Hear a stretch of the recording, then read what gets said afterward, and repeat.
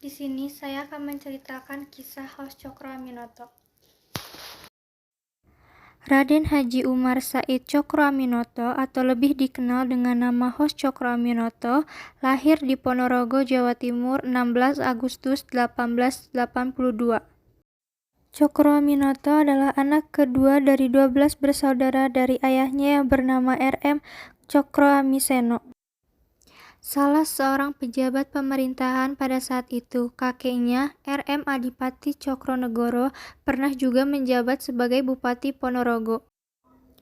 Setelah lulus dari sekolah rendahnya, ia melanjutkan pendidikannya di Sekolah Pamong Praja di Magelang. Setelah lulus, ia bekerja sebagai juru tulis patih di Ngawi. 3 tahun kemudian, ia berhenti. Cokroaminoto pindah dan menetap di Surabaya pada 1906. Di Surabaya, ia bekerja sebagai juru tulis di firma Inggris Coy & Co. dan melanjutkan pendidikannya di sekolah kejuruan. Cokroaminoto adalah salah satu pelopor pergerakan di Indonesia dan sebagai guru para pemimpin-pemimpin besar di Indonesia. Berangkat dari pemikirannya pula yang melahirkan berbagai macam ideologi bangsa Indonesia pada saat itu.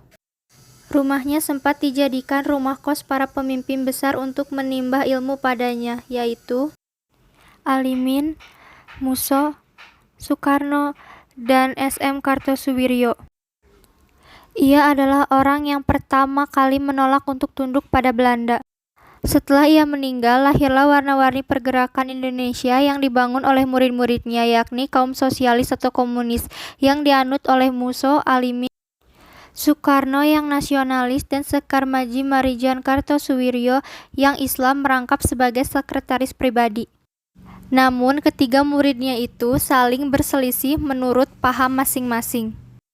Pengaruh kekuatan politik pada saat itu memungkinkan para pemimpin yang sekawan itu saling berhadap-hadapan sehingga terjadi pemberontakan Madiun 1948 yang dilakukan Partai Komunis Indonesia.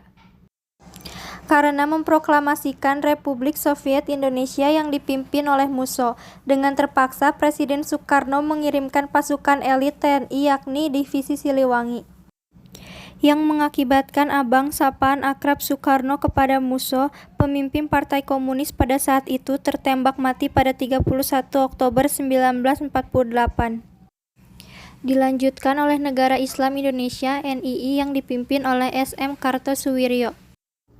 Dan akhirnya hukuman mati yang dijatuhkan oleh Soekarno kepada kawannya Sekar Maji Marijan Kartosuwiryo pada 12 September 1962. Pada bulan Mei 1912, Hos Cokroaminoto mendirikan organisasi Sarekat Islam yang sebelumnya dikenal Serikat Dagang Islam dan terpilih menjadi ketua. Salah satu trilogi darinya yang termasyhur adalah Setinggi-tingginya Ilmu, Semurni-murninya Tauhid, Sepintar-pintarnya Siasat. Ini menggambarkan suasana perjuangan Indonesia pada masanya yang memerlukan 3 kemampuan pada seorang pejuang kemerdekaan. Dari berbagai muridnya yang paling ia suka adalah Soekarno, hingga ia menikahkan Soekarno dengan anaknya yakni Siti Utari, istri pertama Soekarno.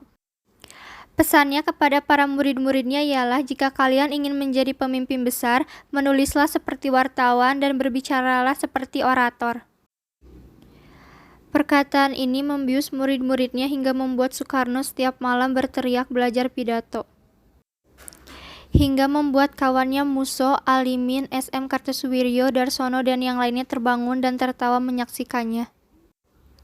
Cokro meninggal di Yogyakarta, Indonesia 17 Desember 1934 pada umurnya yang ke-52 tahun. Ia dimakamkan di TPM Pekuncen, Yogyakarta setelah jatuh sakit sehabis mengikuti Kongres SI di Banjarmasin.